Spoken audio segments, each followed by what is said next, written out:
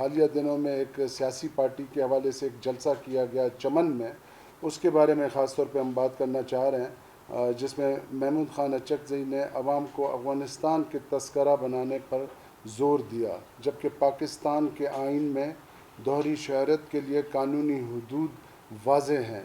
جیسا کہ آپ سب کو معلوم ہے، پاکستانی شہریوں کو قانونی طور پر افغانستان کے ساتھ دوہری شہریت رکھنے کی اجازت نہیں ہے۔ یہ کوئی سادہ رسمیت نہیں ہے، بلکہ یہ قانونی پابندی ہے۔ چمن کے سیاسی جلسے میں بارڈر فینسنگ کو اکھاڑنے کی بات کی گئی۔ آپ سب جانتے ہیں کہ پاکستان کا ایران اور افغانستان کے ساتھ ہزاروں کلومیٹر طویل سرحدیں ہیں۔ سرحدی علاقوں سے متصل تمام اضلاع کے عوام کا انحصار بنیادی طور پر سرحدی تجارت پر ہے۔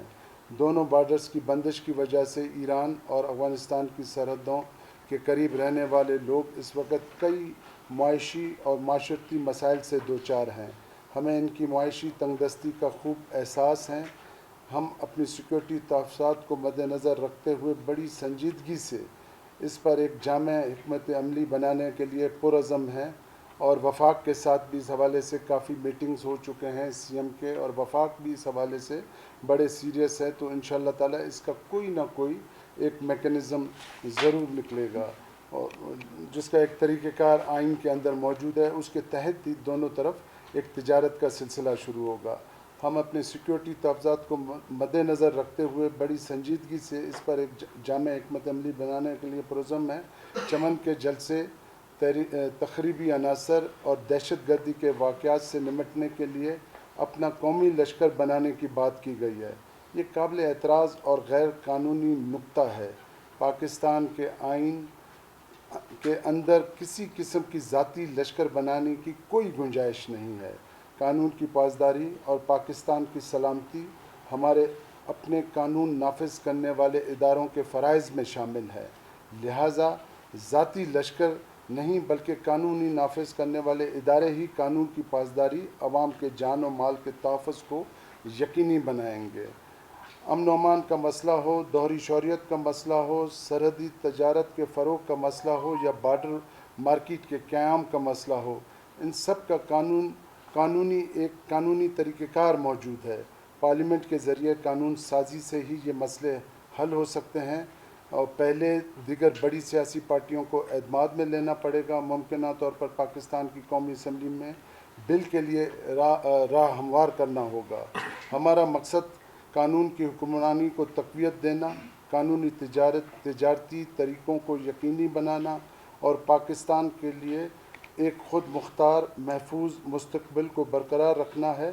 آئین اور جمہوریت کی حدود میں ہم ایک مستحکم، ترقی یافتہ اور انصاف پسند معاشرے کے قیام کے خواہاں ہیں۔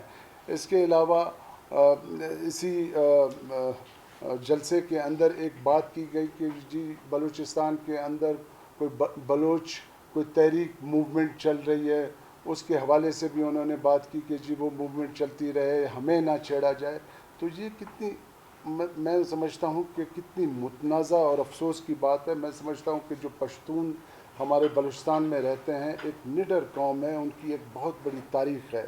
بلوچ اور پشتون کے آپس میں ایک بہت بڑی تاریخ ہے، اور جو پشتون پاکستان میں رہتے ہیں اس کی پاکستانیت میں کسی کو کوئی شک نہیں ہے۔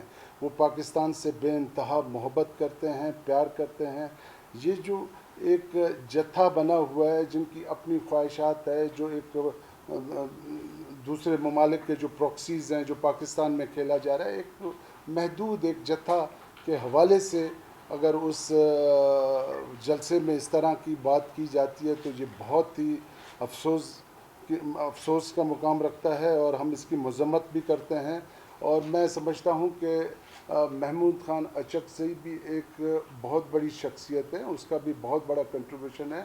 وہ اس وقت اپوزیشن لیڈر بھی ہیں، اور as a opposition leader M N A ہوتے ہوئے اس نے پاکستان کے آئین کے مطابق حلف اٹھایا ہے قومی اسمبلی میں، اور اسی پاکستانیت کو مانتے ہوئے اس نے اس کا حلف اٹھایا، اور اس طرح کی باتیں کرنا بہت ہی غیر مناسب ہے۔ اس کی ہم بھرپور مذمت کرتے ہیں، اور الحمدللہ بلوچستان کے بلوچ پاکستانیت پہ ان کی کوئی شک نہیں ہونے چاہیے. وہ اس ملک سے محبت کرتے ہیں, وہ پاکستان کا حصہ ہیں, حصہ تھے, حصہ رہیں گے انشاءاللہ تعالی, اور اکثریت پاکستان کے ساتھ ہے.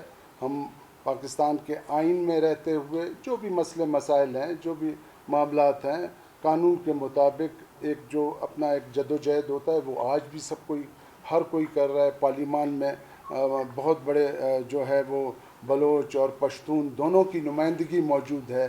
تو اس طرح جلسوں میں بات کرنا, اس طرح متنازع بات کرنا, میں سمجھتا ہوں کہ بہت ہی غیر مناسب ہے, اور تفریق پیدا کرنا, خدا نخواستہ پشتون اور بلوچ کے اندر کسی کی اپنی ذاتی تو رائے ہو سکتی ہے, لیکن میں نہیں سمجھتا ہوں کہ بلوچستان میں یا پاکستان میں جو پشتون رہتے ہیں وہ پاکستان سے الگ ہیں یا پاکستان سے وہ محبت نہیں کرتے ہیں.